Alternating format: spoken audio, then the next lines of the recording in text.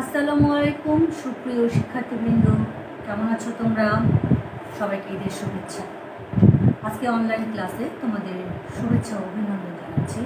আমি সাবিহা সুলতানা, সিরাজউদ্দিন সরকার বিদ্যানিকেতন কলেজ। সুপ্রিয় শিক্ষার্থীবৃন্দ, আজকে আমি নবম শ্রেণী বাংলা এক বিষয়ের ব্যাকরণের ক্লাস নেব। আজকে আমাদের পাঠের বিষয় হচ্ছে প্রথম অধ্যায়ের দ্বিতীয় পরিচ্ছেদ বাংলা ভাষার শব্দ সম্ভার। বাংলা ভাষার শব্দ সম্ভার আমরা এর আগে ভাষা পড়েছি, এখন আসছি তার পরবর্তী অংশে শব্দ সম্ভার। বাংলা ভাষার গোড়াপত্তনের যুগে বহু সংখ্যক শব্দ নিয়ে বাংলা ভাষা সমৃদ্ধশালী ছিল। তার সাথে সাথে বিভিন্ন ভাষাভাষীর লোক, আরবি, ফার্সি, ইংরেজরাও আমাদের দেশে আসায় তাদের অনেকগুলো ভাষা বাংলা ভাষায় প্রবেশ করেছে এবং বাংলা ভাষা তাদের ভাষাগুলো নিয়েও আমাদের বাংলা ভাষাকে সমৃদ্ধশালী করেছে। এবং পণ্ডিতগণ তাই এই বাংলা ভাষার শব্দ সম্ভারকে তিনটি ভাগে ভাগ করেছে। শব্দ সম্ভারকে তিনটি ভাগে ভাগ করেছেন পণ্ডিতগণ। এক হচ্ছে উৎপত্তি অনুসারে, দুই অর্থের পার্থক্য বিচারে, এবং 3 নাম্বার গঠনের দিক দিয়ে। এই 3 ভাগে ভাগ করেছে। এই 3 ভাগকেও আবার আরো ভাগ আছে। তার মধ্যে উৎপত্তি অনুসারে শব্দ সম্ভারকে 5 ভাগে ভাগ করেছে। সেটা হচ্ছে 1 নাম্বার তৎসম, 2 নাম্বার অর্ধ তৎসম, 3 নাম্বার তদ্ভব শব্দ, 4 নাম্বার দেশি শব্দ এবং 5 নাম্বার বিদেশি শব্দ। ঠিক এরকম অর্থের পার্থক্য বিচারে যে ভাগ করা হয়েছে তাকে আবার 3টি ভাগে বিভক্ত করা হয়েছে। তার 1 নাম্বার হচ্ছে যৌগিক শব্দ, 2 নাম্বার রূঢ় শব্দ এবং 3 নাম্বার যোগরূঢ় শব্দ। এরপর আসছে গঠনের দিক থেকে। গঠনের দিক থেকে শব্দকে 2 ভাগে ভাগ করেছে। একটা হচ্ছে মৌলিক শব্দ আর একটি হচ্ছে সাধিত শব্দ। তাহলে আমরা মোটামুটি বাংলা ভাষার শব্দ সম্ভারের যে একটা চার্ট 3 ভাগে ভাগ করেছে এবং এই 3 ভাগকেও যে আরো কতগুলো ভাগ করা হয়েছে সেগুলো দেখলাম। এরপর আমরা একটা একটা করে আলোচনা করব। তাহলে প্রথমে আসা যাক উৎপত্তি অনুসারে আলোচনা। উৎপত্তি অনুসারে শব্দকে 5 ভাগে ভাগ করেছে। তার মধ্যে আমরা তদ্ভব, তৎসম, অর্ধ তৎসম, দেশি ও বিদেশি। তাহলে আমরা এখন এগুলো সম্পর্কে আলোচনা করব। তৎসম শব্দ। তৎসম শব্দ কাকে বলে? যেসব শব্দ সংস্কৃত ভাষা থেকে কোনো প্রকার পরিবর্তন ছাড়াই সরাসরি বাংলা ভাষায় স্থান লাভ করেছে তাকে তৎসম শব্দ বলে। যেমন চন্দ্র, সূর্য, নক্ষত্র ইত্যাদি। অর্ধ তৎসম শব্দ। বাংলা ভাষার কিছু শব্দ কিঞ্চিৎ পরিবর্তিত হয়ে বাংলা ভাষায় ব্যবহৃত হয়, তাকে অর্ধ তৎসম শব্দ বলে। যেমন জ্যোৎস্না, এটা পরিবর্তিত হয়েছে জ্যোৎস্না। শ্রাদ্ধ পরিবর্তিত হয়ে কি এখন শ্রাদ্ধ। গিন্নি কিঞ্চিৎ পরিবর্তিত হয়েছে গৃহিণী ইত্যাদি। তারপরে তদ্ভব শব্দ, যে শব্দের মূল সংস্কৃত ভাষায় পাওয়া যায় কিন্তু ভাষার স্বাভাবিক বিবর্তনের ধারায় প্রকৃতির মাধ্যমে পরিবর্তিত হয়ে আধুনিক বাংলা ভাষায় স্থান করে নিয়েছে, সেই সব শব্দকে বলে তদ্ভব শব্দ। যেমন হন্ত, হস্ত সংস্কৃত শব্দ, এটা প্রাকৃত হন্ত। তারপরে আসছে কি হাত, এখন আমরা হাত পরিবর্তিত হয়ে। এরপরে দেখো চর্মকার। চর্মকার এটা হচ্ছে সংস্কৃত শব্দ। চর্মোয়ার এটা হচ্ছে তোমার প্রাকৃত, মানে সংস্কৃত থেকে প্রাকৃতের মাধ্যমে পরিবর্তিত হয়ে বাংলা ভাষায় এসছে এখন চামা ইত্যাদি। দেশি শব্দ, যেসব শব্দ এদেশের অনার্য, কোল, দ্রাবিড় ইত্যাদি ভাষা থেকে বাংলা ভাষায় স্থান পেয়েছে সেগুলোই হচ্ছে দেশি শব্দ। যেমন কুড়ি কোল ভাষা, পেট তামিল ভাষা থেকে আসছে, চুলা মুন্ডারি ভাষা থেকে আসছে। ঠিক এরকম মানে আসলে আমার অনেক শব্দ আছে যে কোন ভাষা থেকে আসছে তারও কোনো হদিস নেই, কিন্তু তারপরে সেগুলো বাংলা ভাষায় স্থান লাভ করেছে এবং সেগুলোকে দেশি ভাষা হিসেবে পরিচিত।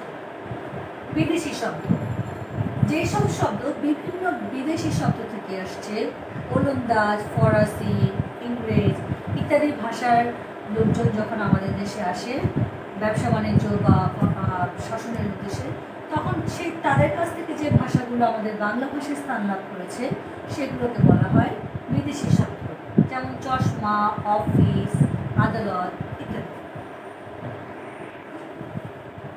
তাহলে যে 5 ভাগে ভাগ করা হলো, আমরা কি কি পেলাম? তৎসমূহ, অর্ধতৎসমূহ, তদ্ভব, দেশি, বিদেশি। তাহলে অর্ধ তৎসমূহ শব্দ কোনটা? যেটা সরাসরি বাংলায় এসছে সেটা হচ্ছে তৎসমূহ শব্দ, আর যে শব্দ কিঞ্চিত পরিবর্তিত হয়ে বাংলায় এসছে সেটা হচ্ছে অর্ধ তৎসমূহ শব্দ।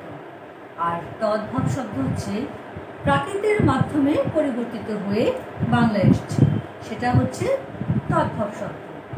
আর দেশি শব্দ হচ্ছে যেগুলো বিভিন্ন ভাষাভাষীর লোক থেকে আমাদের দেশে সেই প্রাচীনকাল থেকে চলে আসছে, সেই ভাষা হচ্ছে দেশি শব্দ।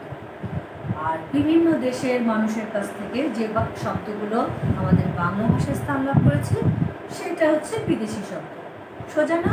তাহলে এই 5 প্রকার, এটা কিন্তু খুবই ইম্পর্টেন্ট একটা প্রশ্ন, পরীক্ষায় তোমাদের আসে যে শব্দ সম্ভারকে কয়টি ভাগে ভাগ করা হয়েছে, এই গঠন উৎপত্তি অনুসারে যে 5 ভাগে ভাগ করা হয়েছে, এই 5 ভাগে এটা মনে রাখবে, কারণ এই প্রশ্নটা পরীক্ষায় আসে। এরপরে আসা যাক অর্থের পার্থক্য বিচারে।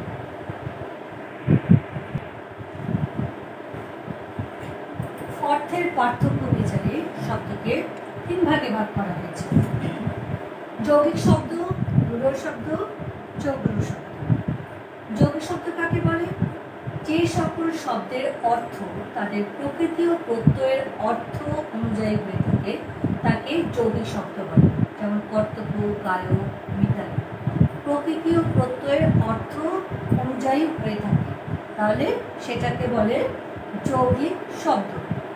রূঢ় শব্দ, যে সকল শব্দ প্রত্যয় উপসর্গে মূল শব্দের অর্থ অনুযায়ী না হয়ে অন্য কোনো বিশিষ্ট অর্থ জ্ঞাপন করে তাকে রূঢ় শব্দ বলে, যেমন হস্তি, হন্ত যোগ ইন, মূল শব্দ হচ্ছে হস্ত, আছে, যা। তাহলে এখানে কি প্রত্যয় উপসর্গে মূল শব্দের অর্থ অনুযায়ী না হয়ে অন্য কোনো বিশিষ্ট অর্থ প্রকাশ করে তাকে কি বলে? রূঢ় শব্দ। তারপরে চৌগ্র শব্দ, সমাস নিষ্পন্ন যে সকল শব্দ সম্পূর্ণভাবে সমসমান পদসমূহের অনুযায়ী না হয়ে কোনো বিশিষ্ট অর্থ গ্রহণ করে তাকে চৌগ্র শব্দ বলে, যেমন পঙ্কজ, পঙ্কে জন্মে যে। তাহলে এই হচ্ছে অর্থের পার্থক্য বিচারে শব্দকে 3 ভাগে ভাগ করা হয়েছে। 3 ভাগের মধ্যে প্রথমটা দেখো যৌগিক, তাদের প্রকৃতি ও প্রত্যয়। দ্বিতীয়টা হচ্ছে যুগ্র শব্দ, প্রত্যয় উপসর্গের মূল শব্দের অর্থ অনুযায়ী না হয়ে অন্য কোনো অর্থ প্রকাশ করে। আর চৌগ্র শব্দ হচ্ছে সমাস নিষ্পন্ন যে সকল শব্দ সম্পূর্ণরূপে সমসমান পদসমূহের অনুগামী না হয়ে কোনো বিশিষ্ট অর্থ গ্রহণ করে, সেটা হচ্ছে যৌগ্র শব্দ। তাহলে এই যে 3টা শব্দ একটু একটু করে পার্থক্য মনে থাকবে তো সংজ্ঞাগুলো। তোমাদের পরীক্ষায় কিন্তু এখানে তোমাদের তো কোনো নৈমিত্তিক নেই, তোমাদের প্রশ্ন আসবে, তো এরকম করে প্রশ্ন আসবে যে অর্থের পার্থক্য বিচারের শব্দকে কয় ভাগে ভাগ করা হয়েছে, কি কি সংজ্ঞা সহ উদাহরণ। সেই কারণে তোমাদেরকে সংজ্ঞা সহ উদাহরণ করতে হবে।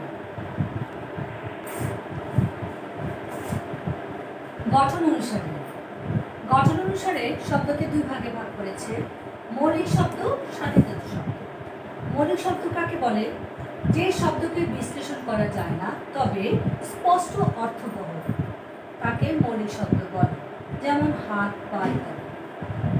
আর স্বাধিত শব্দ হচ্ছে মৌলিক শব্দের সাথে মৌলিক শব্দ যোগে কিংবা প্রত্যয় যোগে গঠিত শব্দকে কি বলা হয়? স্বাধিত শব্দ। তাহলে মৌলিক শব্দ বললেই তো আমরা বুঝি যাকে আর ভাঙা যায় না, আর কিছু থাকে না, তো সেটাই হচ্ছে মৌলিক। যে শব্দকে বিশ্লেষণ করা যায় না সেটা হচ্ছে মৌলিক শব্দ। আর যে শব্দের মৌলিক শব্দের সাথে মৌলিক শব্দ যোগে কিংবা প্রত্যয় যোগে যে শব্দ হয় সেটাকে বলা হয় সাধিত শব্দ। তাহলে এই হলো মৌলিক শব্দের সংজ্ঞা এবং সাধিত শব্দের সংজ্ঞা। শিক্ষার্থীরা, তোমাদের এটারও এই সংজ্ঞাগুলো মুখস্থ করতে হবে, কারণ বলা তো যায় না কোনটার আসে। তাহলে এখন আমি একটু তোমাদের বাড়ির কাজ দিয়ে দিই। তোমাদের বাড়ির কাজ হবে বাংলা ভাষার শব্দ সম্পর্কে কয়টি গুচ্ছে বিভক্ত করা হয়েছে এবং উদাহরণ সহ বর্ণনা দাও।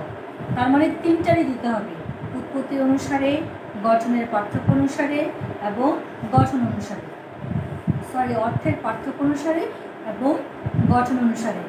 আর তোমাদের আমি আবারও বলছি, তোমাদের ব্যাকরণ থেকে কোনো নৈবিত্তিক আসে না, তোমাদের প্রশ্নের উত্তর লিখতে হয়, তোমাদের প্রশ্ন আসে, তো তোমাদের প্রশ্ন এরকমভাবে আসবে এবং সেই জন্য এভাবে উত্তর দিতে হবে, সংজ্ঞা সহ উদাহরণ। আর যে প্রশ্নগুলো ভালো করে পড়বে এবং এই সংজ্ঞাগুলোও পড়বে, উদাহরণগুলোও পড়বে সুন্দর করে, যাতে পরীক্ষার খাতায় লিখতে পারো। তাহলে শিক্ষার্থীরা, আজকে এই পর্যন্তই। তোমরা ভালো থেকো, সুন্দর থেকো, এই প্রত্যাশায়। খোদা হাফেজ।